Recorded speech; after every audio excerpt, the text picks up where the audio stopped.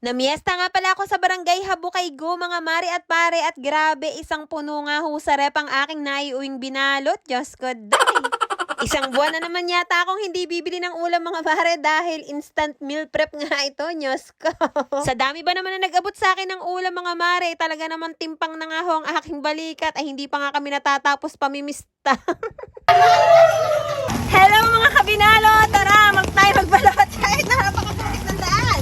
Bagyo ka lang, magbabalot ako.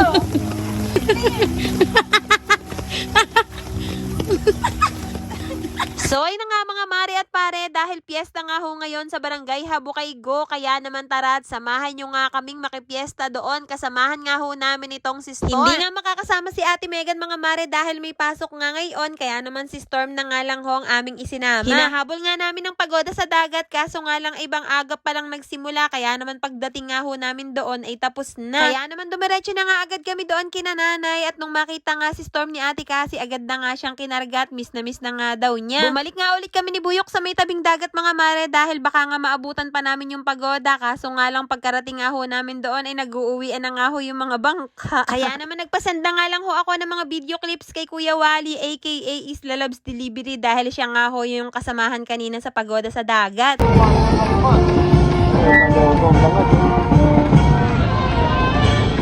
Pala yun.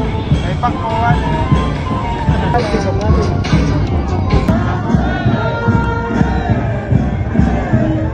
Ano kayo? Dapat matatalo yata ka.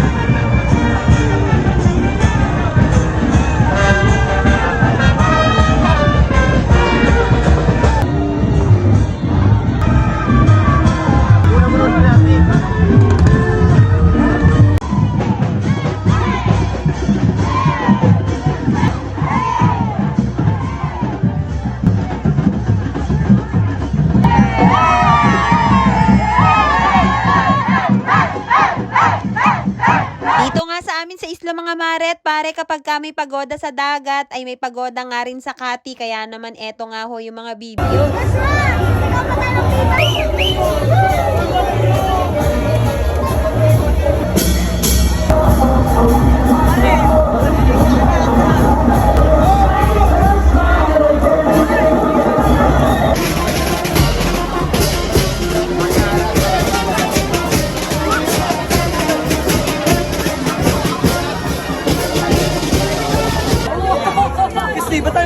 Yan nga ho yung mga kaganapan ng bisperas ng pista sa barangay Habukaygo, mga mare, at eto naman nga ho ang araw ng kapistahan. Maaga nga nagdatingan ng aking mga tiyuhin at tiyahin na mula pa nga sa Kalumpit, Bulacan, mga mare, at dito nga ho sila nag-almusal sa bahay ni nanay. Habang sila nga ay kumakain, ako naman ay nakapaligo na, mga mare, at nagre-ready na nga rin ako para syempre mamimista rin ako. Aba, hindi naman pwedeng sila lang ang mamimista ni. Dapat ay ako rin para syempre may pang-uwi rin akong ulam. At eto nga yung bag na gagamitin natin ngayon for today's video, ang eco bag ng SM na siguradong matibay. At syempre, hindi makukumpleto ang vlog na to, mga mare, kung wala tayong kasamahan na videographer. At eto nga ho ang aking pinsan na chilan, dahil ang aking Buyok nga, mga mare, nakikipag-meeting na nyo. Skoda. Bali, ang plano nga pala namin dyan ni Coach Chilan, mga mare, ay dito nga lang kami sa barangay Hanusa mamimista at magbabalot. Pero kung may time pa nga, idediretso nga kami sa barangay Buhangin.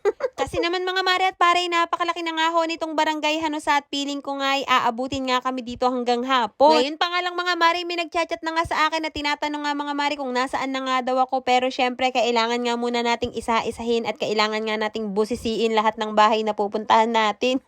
At kung palagi nga kayong nakakapanood ng aking fiesta vlog, mga mare, dito sa barangay Hanusa, ay dito talaga ako unang pumupunta kila Ate Uno, dahil bang sasarap nga ho ng kanilang mga handa. Pero syempre naman, mga mare, hindi naman ho lahat ng bahay ay ating mababalutan at ating mapupuntahan, dahil doon nga lang ho tayo pupunta sa ating mga piling ka-close at syempre sa ating mga tunay na kaibigan.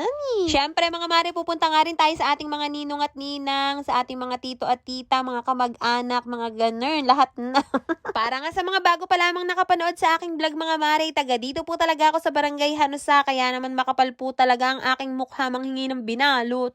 Kagaya nga nitong bahay na ito, mga mare, ito nga ay bahay ng ninong at ninang ko, kaya manghihingi talaga ako ng binalot dito at di talaga ako mahihiya. Punong-puno nga ang bahay ng mga ninong at ninang at napakarami talagang namimista. Kaya naman ayan at naupo na nga lang ako dito sa isang sulok. Pero swerte ko nga dahil nakatapat nga sa akin ang Shanghai. Ang tekniko talaga dyan mga mare, halimbawa kapag inalok ka nga ng pagkain, sasabihin sa'yo, "Hoy, kumain ka." Sasabihin mo nga dyan ay busog po ako. Kaya ayun, automatic may balot, gano'n. Oh, yung mga nanonood dyan, tawa ng tawa, pero wag kat ganoon din ang teknika ni. Aminin.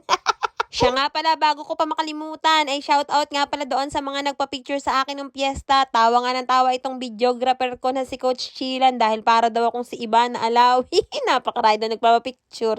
Artista yarn. Eto nga palang susunod na bahay na pupuntahan namin mga mare ay dati kong tambayan at dati kong kaibigan si Ate Wet. Shoutout sa'yo Ate Wet. Long time na kasi. Simula kasi nung mag-asawa ko mga mare, hindi na talaga ako napapasyal dito sa bahay ni na Ate Wet. Pero dati nga nung dalaga ako, halos araw-araw nga ako nandito tapos ay nakikikain nga ako dito. Yung kapal ng mukha. So, sobrang close nga namin itong si Ate Wet noon mga mare. Talaga namang hindi na nga ako nahiyat. Sabi ko nga sa kanya, ibabalot ko na nga itong makapuno at saka yung leche plus. Tapos ito naman mga mare, medyo naliligaw pa nga ako dyan at hindi ko nga alam kung anong bahay yung pupuntahan ko dahil akala ko nga yung kabilang bahay, yung bahay na ninang ko, yung pala naman ay eto. Wala kasi siya ngayong piyesta mga mare, pero sabi nga pinapupunta daw ako dito. Kaya naman, your wish is my command, Nina. Shout out sa'yo, Ninang Chari. And also, shout out dito sa mga kumari ko, mga amiga kong napakagaganda. Kumain nga ako ng buko salad dito mga mi para syempre masabi naman nila na hindi lang ako basta nagbabalot, kumakain din ako, hoy. Kapag nga naabutan na ako ng binalot mga mare ay sumisibat na nga rin ako agad para hindi na nga tumagal pa at makarami nga agad ako ng binalot. Dito naman ang next destination namin mga mare dito sa aking Chong Henry dahil marami nga laging handa dito at baka makabalot nga ako ng marami-rami. At hindi nga ako nagkamali mga mare, napakarami nga akong binalot sa akin ng aking Chong, napakabait abo. Syempre mga mare, automatic kapag ka nabalutan na isisibat na para makarami-rami yan. Ang susunod ko naman babalutan mga mare ang aking long lost friend na talaga namang napakabait at talaga namang napaka-sexy at parang hindi batang 90s. Yes mga mare, isa siyang dakilang OFW kaya matagal talaga kaming hindi nagkita nito. Tingnan nyo naman, napaka-sexy yan. Tapos ayun, konting kwentuhan, konting kamustahan, pero hindi na rin ako nagpaligoy-ligoy pa mga mare. Sabi ko, nasa ng aking binalot. Char. Diyos ko mga mare, kagaya nga nung last year, hindi pa nga luto ang kanilang Shanghai, kaya naman ayan at hilaw na naman nga ang ipinabalot sa akin.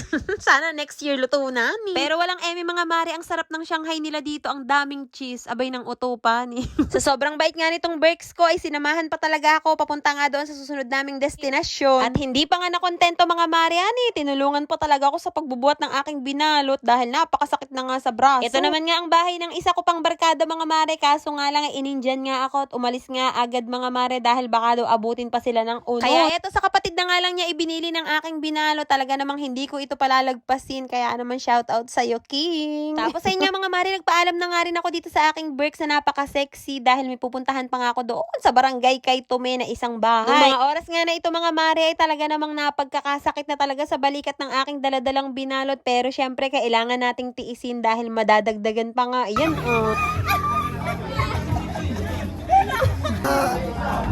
O, di ba mga mare, wala na siyang boses kasi sigaw. Nagulat nga ako mga mare dahil nandito rin pala yung mga kapwa ko content creators / aspiring vloggers. At nakikipiesta rin pala sila dito kina Jason aka Laguna Lake TV na talaga namang napakagwapo. Sip-sip yun. O, di ba mga mare, technique yun. Nasabihan kong pogi kaya ayan, napakadami kong binalot. Shout out Laguna Lake TV! Thank you sa Eto nga si ka-freshness ng mga mare, tinalo pa yata ako, talaga namang napakarami nga ring binalot at kahit napaka-init ay napaka-fresh pa rin. At kahit nga gaano kami ka-close nitong si Laguna Lake TV mga mare, talaga namang sisibat at sisibat na nga si Talim Islander pagka naabutan na nga ng binalot, nyos kaday. Ay na nga mga mare, nagdesisyon na nga rin kami ni Coach Chila na umuwi muna at ilagay muna sa freezer itong aming mga binalot dahil baka mamaya ito nga ay mahampok na. Guys, pinabuhat ko na, hindi na talaga namin kaya. Sobrang daming ulam. So, ang plano nga pala namin ni Coach Chilan dyan mga mare ay pagkatapos nga naming mailagay ito sa freezer ay gogora na nga ulit kami para manghingi nga ulit ng binalot dahil kanina nga ay wawa pa lamang yung aming nalibot. At eto nga mga mare, sa kabilang side ng barangay Hano sa mga mare, hindi pa nga namin napupuntahan. Bagyo ka lang, magbabalot ako.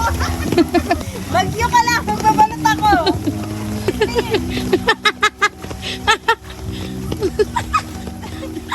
Tingnan binalik pa talaga. Grabe talaga mga mare, no mga oras na yan ay parang bumabagyo at ayaw talagang makisama sa amin ng panahon. Pero sabi ko nga dito sa aking pinsan mga mare ay tuloy lamang ang plano para sa binalot ay go, go, go. Grabe talaga tong experience namin na to mga mare na pagkakahirap pero masaya naman. Sobrang babait po talaga ng mga kapwa ko taga-isla at kahit nga hindi ko sila gaano ka-close at hindi ko talaga sila nakikita at nakakausap ay talaga naman binibigyan pa rin nila ako ng binalot. Kaya naman sa lahat po na nagbigay ng ulam sa akin mga mare ay maraming salamat po sa inyo at mabuti na lang talaga at malayo nga ang bahay ko at di kayo makakabawi. Char.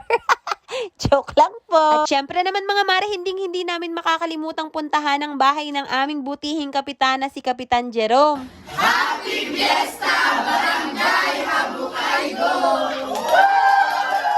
Kapag talaga may okasyon mga mare, palagi nga kami nandito. Talaga namang napakasarap po lagi ng kanilang mga handa kaya hindi nakakasawang puntahan. At isa pa ay napakabait talaga nilang mag-asawa kaya hindi talaga nakakahiyang pumunta. Tapos ayun nga mga mare, pagkatapos nga kaming mabalutan, nagpaalam na nga rin kami kina Kapitan at kay Kapitana at dumiretso na nga rin ho kami doon sa may Alibangba. Dito nga ito kina Tito Wilson at kay Tita Linggit mga mare, palagi na nga ako nagpupunta dito tuwing piyesta simula nga nung nakakaraang taon. Basta mga mare, nagpapasalamat talaga ako sa mga nagbigay ng balot sa akin kahit nga hindi ko sila kilala ay talaga namang inabutan pa nga rin nila ako. Sobrang solid talaga ng mga kabarangay ko mga mare at pare, talaga namang hindi ako napahiya sa binalo. Sa susunod na piyesta nga mga mare, magdadala na talaga ako ng maleta para hindi na nga ako mahirapan pang magbitbit at hahatakin o babatakin ko na nga lang. Nung mga oras kasi niyan mga mare, talaga naman nag-aaway na kami ng aking videographer. Eh paano ba naman kasi ayaw ibaba yung kamay ay palagi nga niyang itinataas yung kamay niya. Eh di nahirapan talaga siya. Pero sa bandang huli nga mga mare, nagtatawanan pa rin kami dahil parehas nga kaming nahihiya sa aming ginagawa.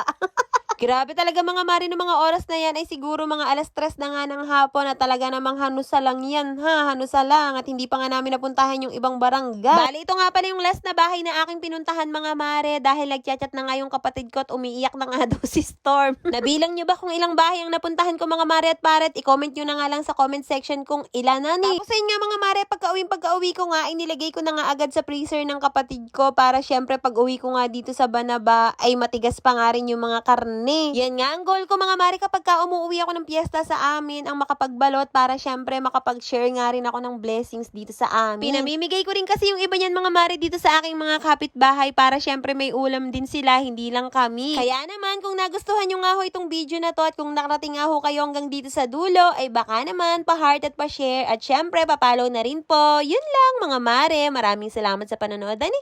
See you on my next vlog. Bye!